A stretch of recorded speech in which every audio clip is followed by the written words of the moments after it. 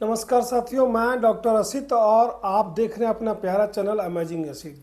साथियों, आज बात करने वाला हूं एक बड़े ही आज का जो हॉट टॉपिक आजकल चल रहा है वक्फ बोर्ड पे।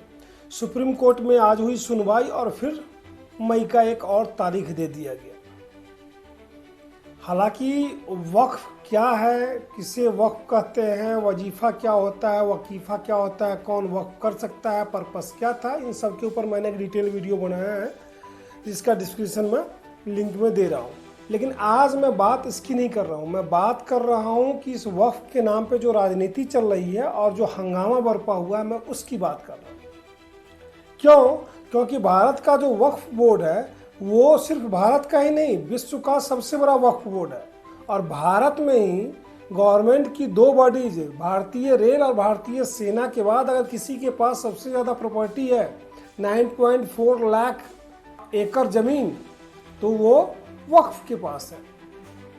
ऐसे कंडीशंस में वक्फ के ऊपर जो चर्चा हो रही है तो उसका जो समेकित रूप दिया जा रहा है उसमें सच क्या है, झूठ क्या है, दोनों के बीच में जो धुंधलका क्रिएट किया जा रहा है, जिसके कारण एक समुदाय विशेष के लोग रोड पे आकर के इस तरीके से हिंसा का प्रदर्शन कर रहे हैं जो सर्वथा ही अनुचित है इस लोकतांत्रिक देश में, और किस तरीके से उस पर राजनीतिक रोटियां सेकी जा रही हैं। सब पे बात करेंगे। वीडियो अंत तक देखें, अच्छा लगे दोस्तों में स्प्रेड करें। आइए आरंभ करते हैं। दोस्तों, वक्फ का मतलब एक ऐसी प्रॉपर्टी से है जिसको कि कोई भी यूजर अपनी विल से, अपनी इच्छा से दान कर देता है धर्म विशेष के कार्य के लिए, और ये है इस्लाम धर्म। बात सिर्फ यही नहीं है, बात यह है कि अभी भारत सरकार एक लेकर के आई बिल, वक्फ अमेंडमेंट बिल। वैसे तो इस पर कई सारे अमेंडमेंट हो चुके हैं, 1913 में, 1923 में, 1954 में, 1995 में।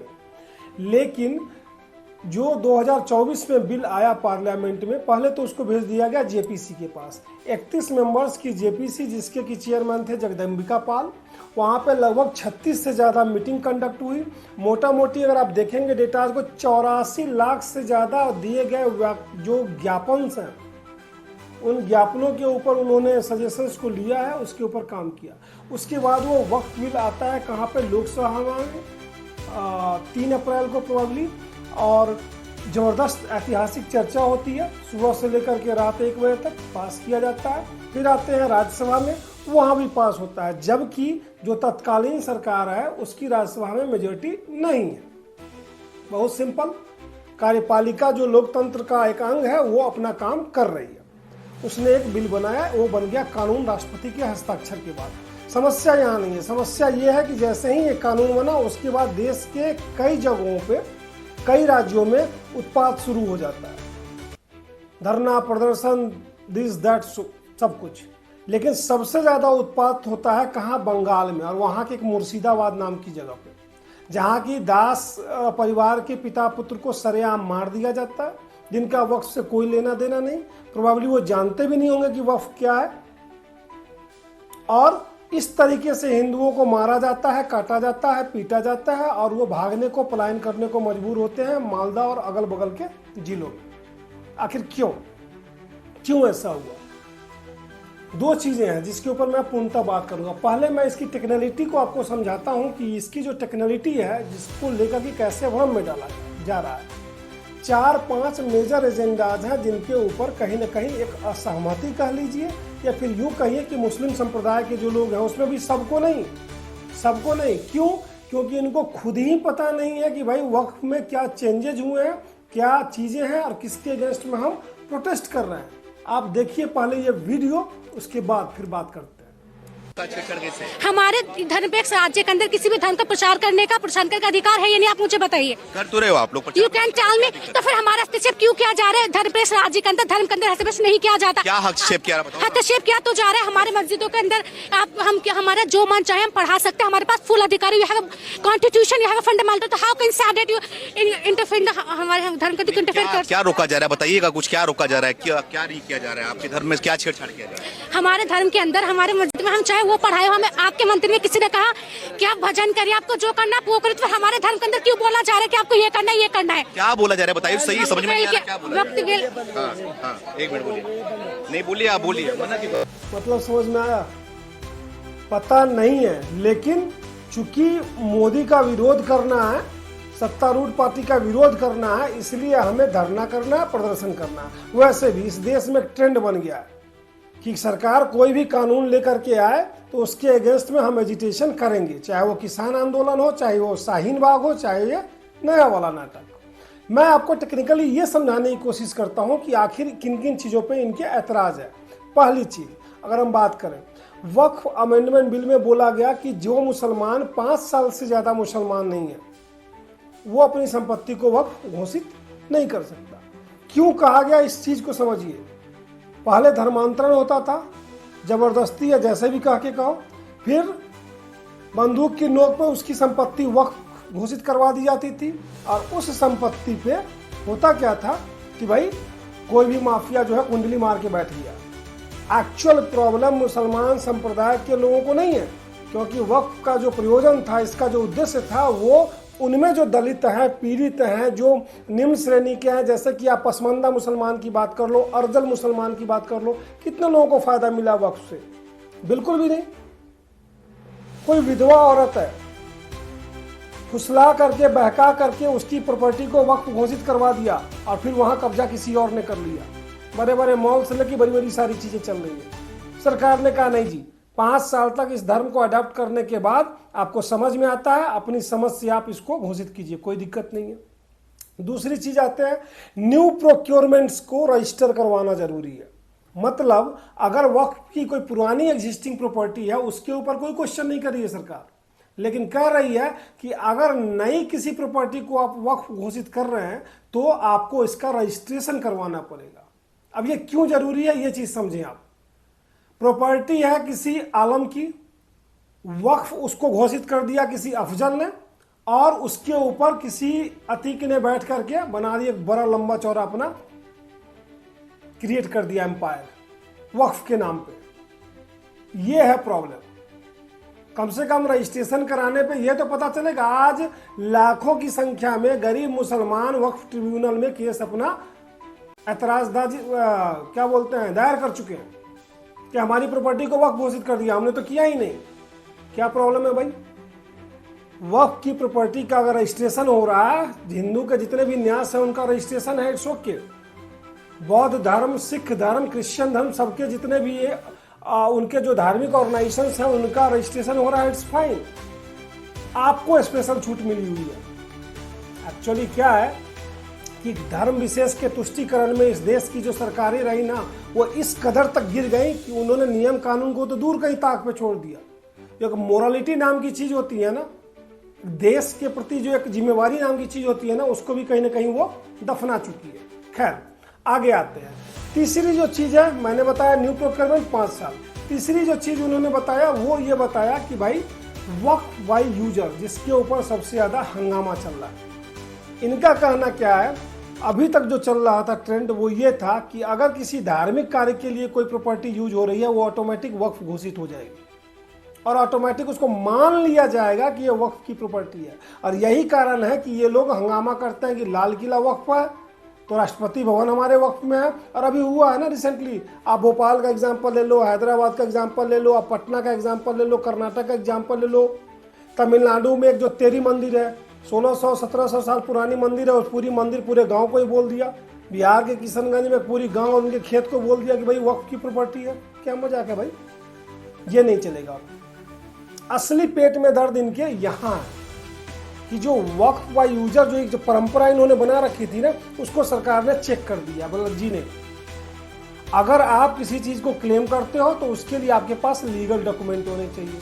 अब इनका तो है तवा मचा हुआ है, पुरानी चीजें उनका कहाँ से लेके आएंगे? गवर्नमेंट उस चीज को भी अकोमोडेट कर रखी है कि कोई आपकी ट्रेडिशनल चीजें हैं उसको हम नहीं जा रहे हैं छेड़ने के लिए, या उसको अपने वक्फ घोषित कर रखा है, दैट इज गुड, कोई इशू ही नहीं है। जिला मजिस्ट्रेट स्तर का एक अधिकारी जो कि एक्स ऑफिसियो पदेन उसका मेंबर होगा, क्या प्रॉब्लम है? दो जो हैं नॉन मुस्लिम आप कह लो या लेडीज कह लो, जिसका कि पहले से भी प्रोविजन था, वो भी आपके वक्फ बोर्ड के मेंबर होंगे। क्या दिक्कत है भाई? टोटल 21 या 22 मेंबर होते हैं आपके बोर्ड के, उसमें 2 आदमी नॉन मुस्लिम होंगे, क्या दिक्कत है? क्या प्रॉब्लम है? और दलील दी जा रही है सरी हुई कि भाई हिंदू न्यास में है क्या, बौद्ध न्यास में है क्या, किस? हाँ जी, सब जगह है, उल्टा के पन्ना ढूंढ लो। It's not compulsory, it means आपके यहां भी कंपल्सरी नहीं है, क्या दिक्कत है? And last but not the least वो ये कि भाई वक्फ ट्रिब्यूनल का जो फैसला है ना, उसको कोर्ट में चैलेंज किया जा सकता है। आप उस देश में रह रहे हैं जहां पे भारत के राष्ट्रपति, प्रधानमंत्री से लेकर के बड़ी से बड़ी किसी भी संस्था को कोर्ट में लाके खड़ा कर सकते हैं, लेकिन वक्फ ट्रिब्यूनल के अगेंस्ट में आप नहीं जा सकते। इट इज समथिंग लाइक एक कसाई आपका गर्दन काटने के लिए तैयार है, उसी ने अपने गर्दन काटने की प्रोसेस की है और आप उसी को एप्लीकेशन दे रहे हो, भाई साहब देख लो यार, थोड़ा सा हो सकता है क्या, गर्दन मेरा है, कट रहा है बिना बात के, क्या मजाक बना रखा है आपने। इन चीजों को सिंप्लीफाई किया गया है, एंड दैट टू क्यों? Just to stop the misuse of वक्फ प्रॉपर्टी। वक्फ प्रॉपर्टी के नाम पे जो यहाँ एक जबरदस्त सा एक धंधा चल रहा है ना, उसको स्टॉप करने के लिए। एक सिंपल एग्जांपल से बताऊं, दिल्ली में लीला पैलेस है, वो भारत सरकार को टैक्स देती है 7 स्टार होटल, साल का लगभग 20 करोड़। उसी लीला पैलेस का वही होटल, वही स्टैंडर्ड बेंगलुरु में है, वो देता है 57,000। क्यों? वक्फ प्रॉपर्टी है ना, मजाक। जी हाँ, इस देश को ऐसे मजाक सहने की आदत पड़ गई थी, लेकिन अब ऐसा नहीं होगा। हालांकि उसमें एक समस्या आ रही है। समस्या क्या आ रही है कि भाई 70 लोगों ने याचिका दाखिल की और सुप्रीम कोर्ट में उसकी सुनवाई शुरू भी हो गई। आप गिने चुने नाम जानते हैं आप? ये जो न्याय के ठेकेदार बन के बैठे हुए हैं ना, कपिल सिब्बल और अभिषेक मनु सिंघवी जैसे लोग, जो कि रात को 1 बजे भी कोर्ट का दरवाजा खटखटाते हैं सिर्फ इसलिए, किसी भी आतंकवादी के लिए भी, कैसे भी, क्योंकि वो किसी धर्म विशेष का, उनके तुष्टीकरण के लिए। और मैं आपको मुसलमानों बता देता हूं, मैं नाम लेकर के, इनको आपके वक्फ से कोई मतलब नहीं है और ना ही इनको आपके भले से मतलब है। इनको अगर मतलब है किसी चीज से, तो वो इनको अपनी राजनीति से मतलब है। क्योंकि कोई भी जो वकील है ना, वो बहुत अच्छी तरीके से जानता है। क्या पहली बार गया है क्या कोई बिल? सरकार जब कोई कानून बनाती है तो उसके सारे लीगल एस्पेक्ट्स को बिल्कुल बारीकियों से देखती है। क्या राम मंदिर का मुद्दा नहीं गया था कोर्ट में? क्या 370 चैलेंज नहीं हुआ था? क्या 3 तलाक चैलेंज नहीं हुआ था? सारे कानून को चैलेंज करने की आदत बन गई और सब जगह ये हारे हैं। ये जस्ट एक मुखौटा बन के घूम रहा है कि देखो जी, हम तो तुम्हारे हिमायती हैं, सरकार ने कानून बना दिया, हमने तो कोर्ट में भी चैलेंज किया, अब कोर्ट बेचारी क्या करें, फैसला नहीं दिया तो कोई बात नहीं जी, अगले में देखते हैं। बस इनको इतने ही से मतलब है। इस चीज को आप समझो मुसलमानों। दूसरी चीज एक मैं और आता हूं न्यायपालिका के इस पे। आर्टिकल 142 आपको दिया गया था कि भाई आप किसी चीज पे निर्णय सुना सकते हैं, कानून को संज्ञान में ले सकते हैं। उसका एक नग्न नृत्य शुरू कर दिया इस सुप्रीम कोर्ट नाम की संस्था। जहां मन उंगली करना हो, वहां हमारी श्रद्धा हो, वहां हम कर देंगे, लेकिन जहां जरूरी संज्ञान लेना हो, वहां इनका मुंह नहीं खुलता है। इनका नुपुर शर्मा जैसे केसों में ये पता नहीं क्या अनाप शनाप टिप्पणियां दे देंगे, लेकिन ऐसी अगर 100 घटनाएं कोई और धर्म का आदमी करेगा, किसी अलग जगह पे होगा, किसी पार्टी विशेष का होगा, तो वहां पे इनके जबान सिल जाते हैं। क्यों भाई? भारत के राष्ट्रपति को आप इंस्ट्रक्शन दे सकते हो कि 6 महीने के अंदर साइन करो बिल, लेकिन आपके ऊपर एक FIR भी दर्ज नहीं होगा। मजाक बना रखा है क्या? लोकतंत्र है तो न्यायपालिका में बैठे गए उन तमाम मठाधीश और न्यायाधीश दोनों को मेरी गुजारिश है, न्याय पे एक आम आदमी का विश्वास होता है, उसके विश्वास का माखौल ना उड़ाए इस तरीके की चीजों को लेकर के। एनीवे, बहरहाल हम आते हैं आज के राजनीतिक परिदृश्य में, जहां की हम देख रहे हैं कि बंगाल धू धू करके जल रहा है और वहां की जो तत्कालीन मुख्यमंत्री हैं श्री ममता बनर्जी, वो बिल्कुल नीरो की तरह ही बांसुरी बजा रही हैं। कल परसों मैंने देखा कि इमामों के साथ उन्होंने मीटिंग की और प्रोबेबली शायद उन्होंने यही कहा होगा कि भाई सरेआम मत जलाओ यार, पुलिस वालों को छोड़ दो यार, राष्ट्रपति शासन लगा देंगे ये लोग तो तुम क्या करोगे। मेरे ख्याल से कुछ ऐसा ही कहा होगा, क्योंकि सत्ता अगर चाह ले तो दंगा करना तो दूर की बात, किसी की हिम्मत नहीं है एक छोटे से पत्थर के टुकड़े को भी हवा में कोई उछाले। और उत्तर प्रदेश इसका जीता जागता उदाहरण है। लेकिन यहाँ पे सैकड़ों लोग, हिंदुओं के घर को जला दिया जाता है, वो पलायन कर जाते हैं, उनकी बहू बेटियों की इज्जत के साथ खिलवाड़ किया जाता है, सरेआम उनकी गर्दन काटी जाती है और आपकी पुलिस वहां पे बेबस और लाचार ही नहीं, रिपोर्ट तक लिखने में भी सक्षम नहीं है। क्या चल रहा है? और भारत सरकार जो बैठी हुई है उनके पास भी अभी तक उनका दिल नहीं, क्योंकि राजनीति तो उनको भी करनी है, बीजेपी को भी राजनीति करनी है। उनका भी एक तबका है जो गुस्साया हुआ है, भाई अब नहीं करोगे राष्ट्रपति शासन तो कब करोगे? मर गए दास बंधु। वैसे होम मिनिस्टर और दिलीप घोष तो नहीं मरने वाले ना, उनकी गर्दन तो नहीं काटी जाएगी शुभेंदु अधिकारी की। कार्यकर्ता ही मरते हैं किसी पार्टी के। और दूसरा जो धरा है वो बोलता है wait for the masterstroke, आने वाला है। मोटा भाई मीटिंग कर रहे हैं, मोदी जी राष्ट्रपति से मिल रहे हैं, किस लिए? नियमों के अंतर्गत आपने कानून बनाया है, फिर मजाल कैसे इस देश में उंगली? ठीक है, लोकतंत्र के नाम पे आप प्रदर्शन करो, लोकतंत्र के नाम पर आपको आपसे असहमत होने का भी हक है, लेकिन मजाल है कि भारत के संसद में बैठ के जिस संविधान को लोग लहराते रहते हैं ऐसे जेब से निकाल करके, उसके अंतर्गत कानून बनाया गया। और उसको मानने के लिए वो लोग जो भारत का ही अन्न खाते हैं, यहाँ की जमीन पर रहते हैं, वो क्या हम कानून नहीं मानेंगे? मजाक चल रहा है क्या?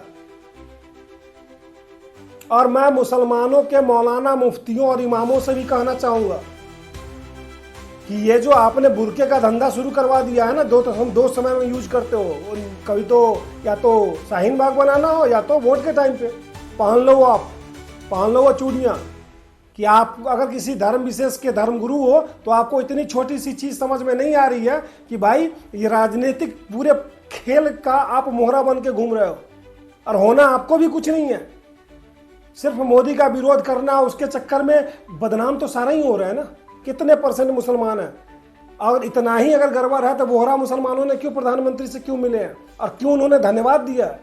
अब मल्टीपल वीडियोज आए जिन्होंने इस वक्फ बिल के कारण सेंट्रल गवर्नमेंट को ग्रीटिंग्स दी है, उनको प्रॉब्लम नहीं है। और जिनको समझ में नहीं आ रहा है, जिनको पता ही नहीं कि क्या अमेंडमेंट हुआ, उनको उठा करके तुमने रोड पे खड़ा कर दिया। पश्चिम बंगाल सरकार का वो एक मंत्री जो बोल रहा है कि कोलकाता में हम 1000 जगह पे 10-10 हज़ार मुसलमानों को बिठा देंगे, फिर हम देखते हैं कैसे क्या होता है। हलवा नहीं है ये। इस देश का जो लोकतंत्र है ना, पता नहीं कितनी बार रौंदा गया है और कितने लोगों के द्वारा, कितनी आक्रांताओं के द्वारा, तब भी हर बार सेफ निकला है वहां से। और राजनीतिक पार्टियों को भी मैं एक सजेशन देना चाहता हूं, उनकी जो डिक्शनरी है ना, उस डिक्शनरी में काफिर का जो डिफिनीशन है ना, उसमें तुम सभी आते हो। आज चाहे तुम तुष्टीकरण के चक्कर में कितना भी चाट लो, लेकिन अल्टीमेटली तुम्हारा भी हश्र वही होगा।